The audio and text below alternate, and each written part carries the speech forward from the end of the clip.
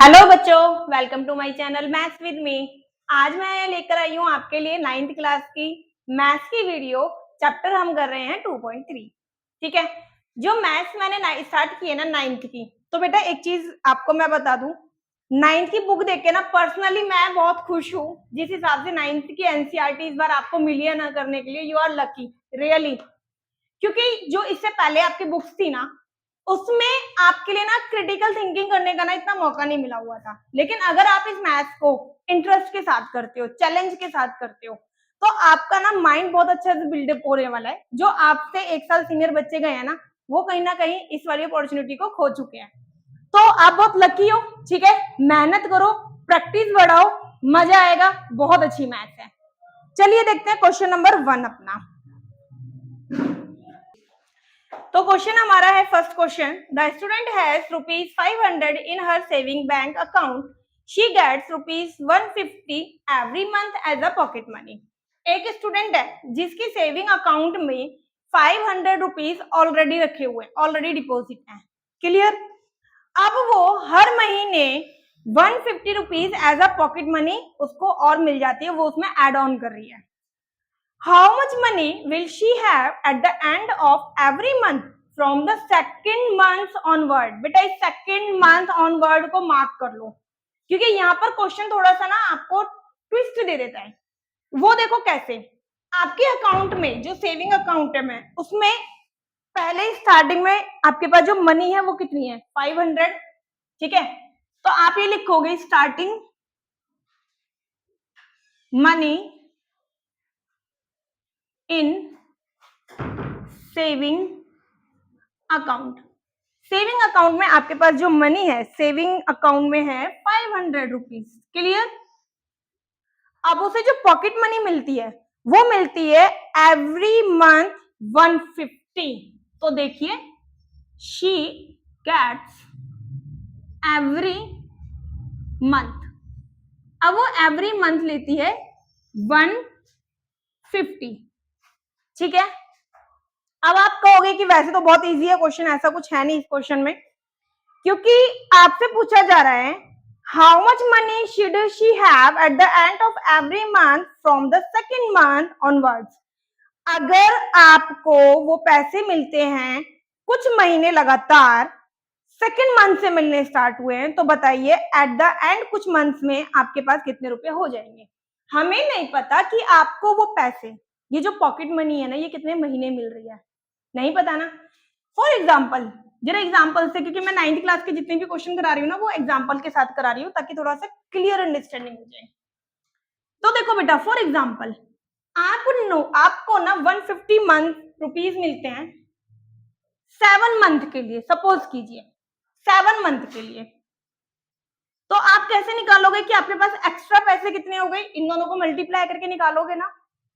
मैंने बोला कि आपको ये 150 रुपीज मिलते हैं 10 मंथ, तो बताओ एक्स्ट्रा रुपीज कितने हो गए आपके पॉकेट मनी वाले, मल्टीप्लाई कर दोगे ना।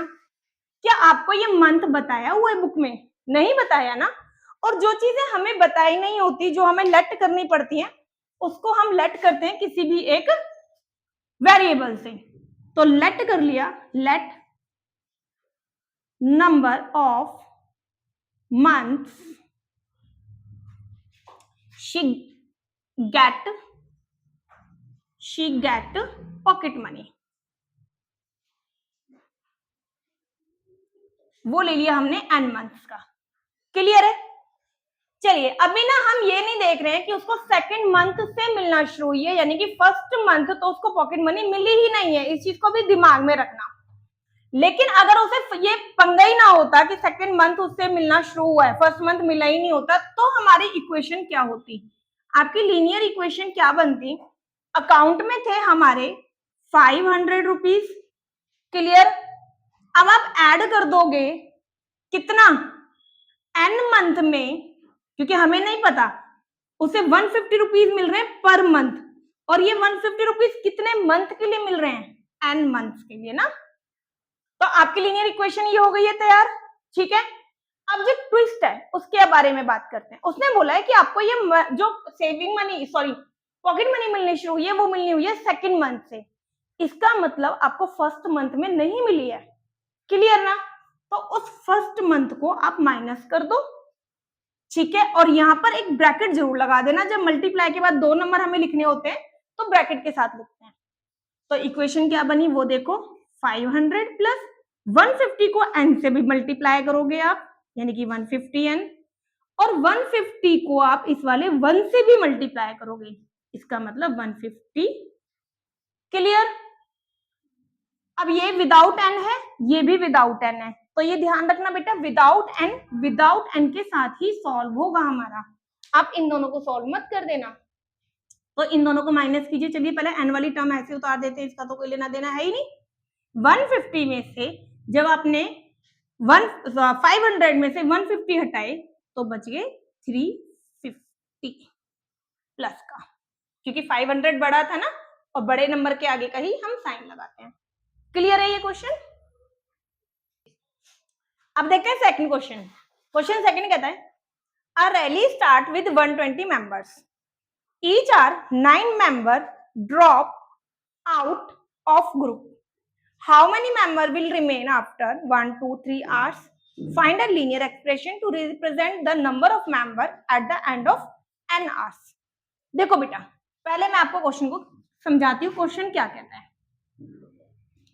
क्वेश्चन कहता है एक रैली है और ये रैली आपकी स्टार्ट हुई है 120 मेंबर से। पूरी रैली में मेंबर्स कितने हमारे? 120 मेंबर्स हैं। लेकिन क्या होता है ना कि कुछ घंटे के बाद, हर 1 घंटे के बाद 9 मेंबर्स इस रैली में से ड्रॉप आउट हो जाते हैं। क्लियर है?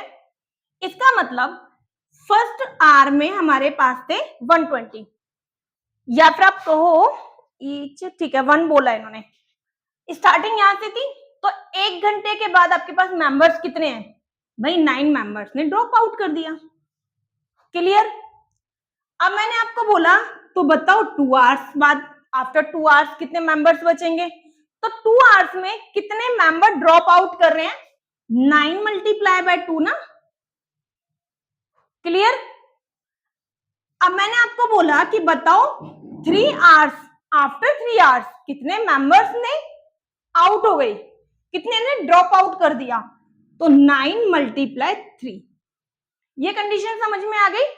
हर आर पर ये 1 था, हर आर पर 9 मेंबर्स ड्रॉप आउट कर रहे हैं, तो 2 घंटे के बाद 18 मेंबर चले गए होंगे, 9 यहां चले गए और 9 यहां चले गए।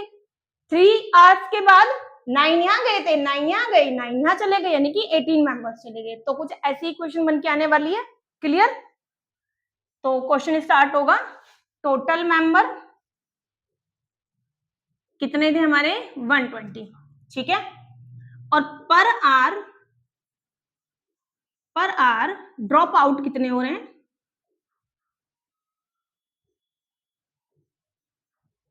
90, सॉरी 9, ठीक है। यहां पर आप लिख सकते हो नंबर ऑफ मेंबर, ये भी लिख सकते हो, कोई दिक्कत नहीं है, नंबर ऑफ मेंबर पर आर ड्रॉप आउट, ठीक है। अब हमें ये नहीं पता कि कितने घंटे तक, कितने आवर्स तक ये रैली चली है, तो नंबर ऑफ आवर्स उसने क्या बोला है हमसे? लेट कर लिया हमने number of hours, number of hours है हमारे n। क्लियर? तो इक्वेशन क्या बनेगी हमारी? लीनियर इक्वेशन, 120 मेंबर्स थे और इसमें से कुछ ने ड्रॉप आउट कर दिया, ड्रॉप आउट कर दिया तो नंबर ऑफ मेंबर्स कम हो जाएंगे, तो इसीलिए माइनस का साइन आया है, ठीक है। और हर एक आवर्स पर 9 मेंबर जा रहे हैं, तो 9 इंटू n हो गया। क्लियर? तो हमारी इक्वेशन बन गई 129n। क्लियर है ये क्वेश्चन? अब देखते हैं क्वेश्चन नंबर 3। क्वेश्चन 3 कहता है suppose the length of a rectangle is 13 metre, find the area if the breadth is, first point है 12 सेंटीमीटर, सेकंड है 10 सेंटीमीटर और थर्ड है 8 centimetre. Find the linear pattern representing the area of the rectangle. Question देखो कहता है कि अगर rectangle की लेंथ आपको गिवन है, ठीक है, और वो है हमारी 13,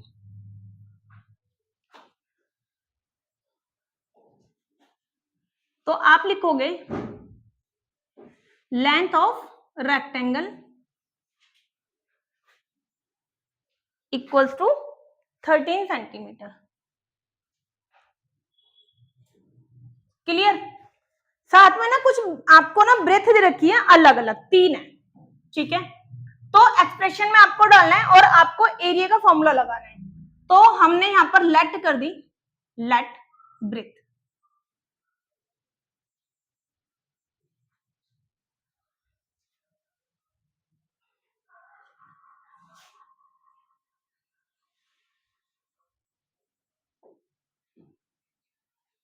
ठीक है, ब्रेथ हमने मान लिया, बी मान लेते हैं, ठीक है। तो मुझे बताइए एरिया ऑफ रेक्टेंगल क्या होता है। आपको सबको पता होना चाहिए बेटा कि एरिया ऑफ रेक्टेंगल हमारा होता है L इंटू बी, ठीक है। अब L तो हमें गिवन था और B हमें अलग अलग पॉइंट्स में दे रखा है। तो सबसे पहले आप इसकी ना इक्वेशन बनाइए, ठीक है। आपकी इक्वेशन क्या बन जाएगी, L into B equals to 13, ठीक है। और लेंथ हमें गिवन था यानी कि 13B इक्वल्स टू, एक मिनट रोक देना ना, इस क्वेश्चन में ना एरिया गिवन नहीं था, तो ये यहाँ पर थोड़ा इसको करेक्ट करो। फॉर्मूला हमारी इक्वेशन बनेगी, एरिया का हम फॉर्मूला लगा रहे हैं L इंटू बी, ठीक है। यानी कि A इक्वल्स टू, अब L कितना है हमारा 13 और B हमें लेट करना है, तो हो गया A इक्वल्स टू 13B, ठीक है। ये आपकी आ गई एक इक्वेशन। अब इसके फर्स्ट पार्ट बहुत इजी है। फर्स्ट पार्ट में बोला है कि ब्रेथ अगर 12 है तो बताइए। तो यहां देखेंगे इसका फर्स्ट पार्ट बोला है ब्रेथ कितनी है इसकी 12। तो हमारे पास आ चुका है एरिया, एरिया इक्वल्स टू तो हमारा 13B ना, तो एरिया निकालिए, B के बदले 12 रख देंगे, दोनों को मल्टीप्लाई कर देंगे, आंसर आ जाएगा, ठीक है। और एक चीज का ध्यान रखना, जब आप एरिया निकालते हो ना तो हमेशा ना स्क्वायर आता है एरिया में, जो भी यूनिट होगी ना यूनिट की स्क्वायर निकलती है, एरिया हमेशा स्क्वायर में ही आता है। सेकेंड पार्ट में देखिए ब्रेथ आपको गिवन है 10 सेंटीमीटर। अब एरिया का फॉर्मूला लगाइए, 13B ही है हमारा, यहाँ पर हमने पहले एक इक्वेशन बना ली थी अपनी 13। अब ब्रेथ के बदले ब्रेथ की वैल्यू रख दीजिए, यानी 130 सेंटीमीटर स्क्वायर।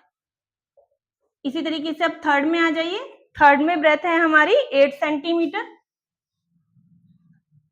एरिया का फॉर्मूला लगाएंगे, जो हमारी एक्सप्रेशन निकल के आई थी उसी को पुट करेंगे, 13 इंटू 8 सेंटीमीटर स्क्वायर, ठीक है। तो इस तरीके से बेटा ये वाला क्वेश्चन हमारा कंप्लीट हो जाता है, इजी है, एक बार देख लेंगे। चलिए क्वेश्चन नंबर देखते हैं 4। क्वेश्चन 4 ना बिल्कुल क्वेश्चन थर्ड की तरह है, बस उसमें 2D पिक्चर थी, रेक्टेंगल था, और यहाँ पर जो रेक्टेंगल है वो 3D में है, क्लियर। तो देखते हैं क्या कहते हैं। Suppose the length of a rectangular box is 7 centimetre, breadth 11। तो आपको क्या करना है, वॉल्यूम फाइंड करना है और हाइट आपको एज्यूम करनी है, देन 1 2 3 पॉइंट में आपको हाइट दी भी है, उसको रख के आपको सॉल्व करना है। तो देखते हैं लेंथ ऑफ अ रेक्टेंगल, देखते हैं हमारी है 4, लेंथ ऑफ रेक्टेंगल 4 सेंटीमीटर है, क्लियर। कहां से 4, 7 है, आप लोग ध्यान से देख लेना। और ब्रेथ जो है ना इसकी,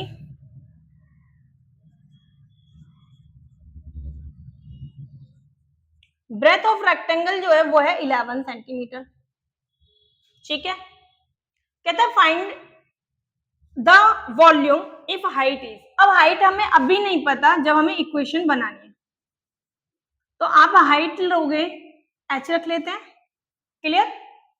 वॉल्यूम का फॉर्मूला देखो बेटा, वॉल्यूम का फॉर्मूला होता है वॉल्यूम ऑफ रेक्टेंगल,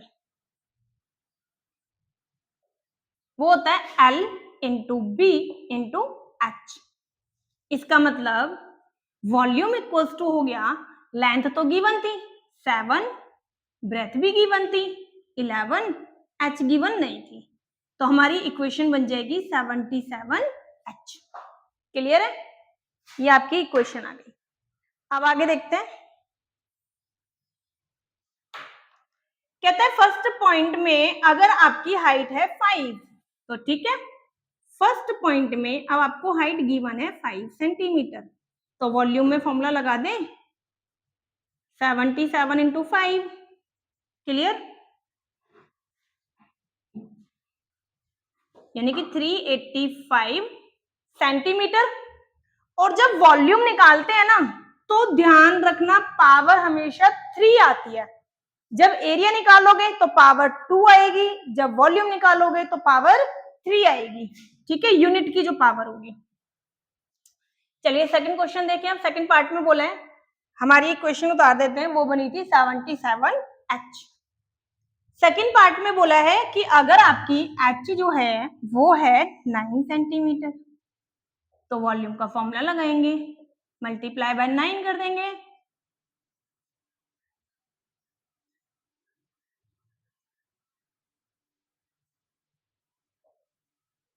क्लियर है। थर्ड पॉइंट देखें, थर्ड पॉइंट में वॉल्यूम, पहले अपनी इक्वेशन उतारो, और वॉल्यूम अब गिवन है 13, ठीक है।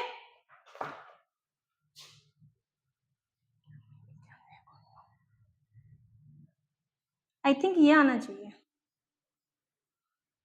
बाकी आप मल्टीप्लाई कर लेना एक बार, ठीक है। तो इस तरीके से आपने देखा कि हमने एक इक्वेशन बना के, लीनियर इक्वेशन बना के, फिर हमें जो हाइट गिवन थी 1 2 3 पार्ट में, उसको पुट करके उनकी वैल्यू को भी फाइंड कर लिया, क्लियर है बेटा। नेक्स्ट क्वेश्चन, क्वेश्चन नंबर 5, इस एक्सरसाइज का लास्ट क्वेश्चन है। कहता है Sarita is reading a book of 500 pages, she reads 20 pages every day.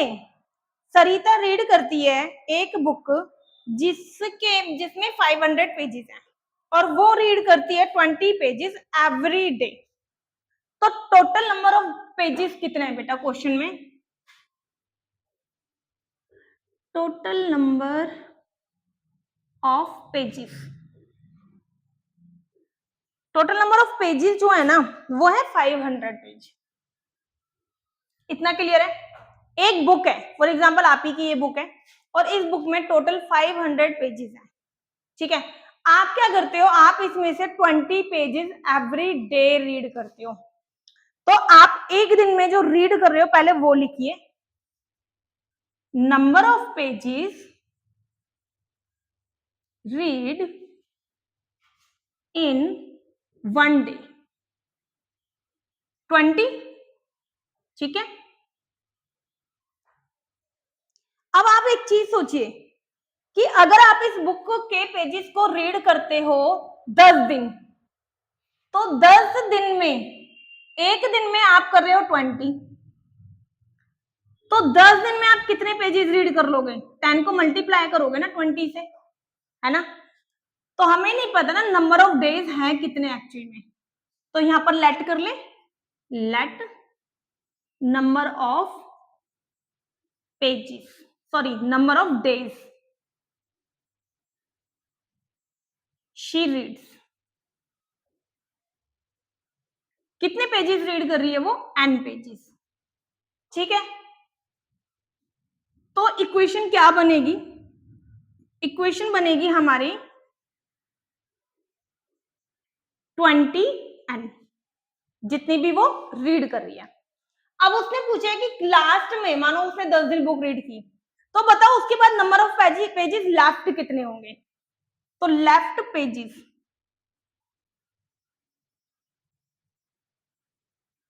500 में से आप माइनस कर दोगे ये 20n। आप चाहो ना तो इक्वेशन यहां मत लिखो, ये चीज क्लियर हो गई 20n कैसे आया, ठीक है। तो ये हमारी एक इक्वेशन फाइनल आई कि 500 में से हमने माइनस कर दिया 20n को। अब क्वेश्चन आपसे कहता है कि अगर वो रीड करती है 15 डेज, यानी कि अब आपको n की वैल्यू दे रहा है क्वेश्चन, ठीक है। फर्स्ट पार्ट एक ही है वैसे, शी रीड्स या फिर नंबर ऑफ पेजेस आफ्टर 20 ना 15 डेज, 15 डेज। आप ना लेफ्ट लिख देना, नंबर ऑफ पेजेस लेफ्ट, ठीक है। तो 500 में से माइनस कर देंगे 15, क्योंकि वो 15 डेज पढ़ रही है और एक दिन में वो पढ़ती है 20 पेजेस को। क्लियर? माइनस कीजिए 300, यानी कि आपके उसके पास बचेंगे 200 पेजेस। तो इस तरीके से हमने अपना ये चैप्टर, ये वाली एक्सरसाइज कंप्लीट की है। किसी भी क्वेश्चन में अगर आपको प्रॉब्लम आए तो आप मुझे कमेंट कीजिए, मैं उस क्वेश्चन को एक अलग तरीके से दूसरे मेथड से आपके सामने प्रेजेंट करने की पूरी कोशिश करूंगी। Thank you.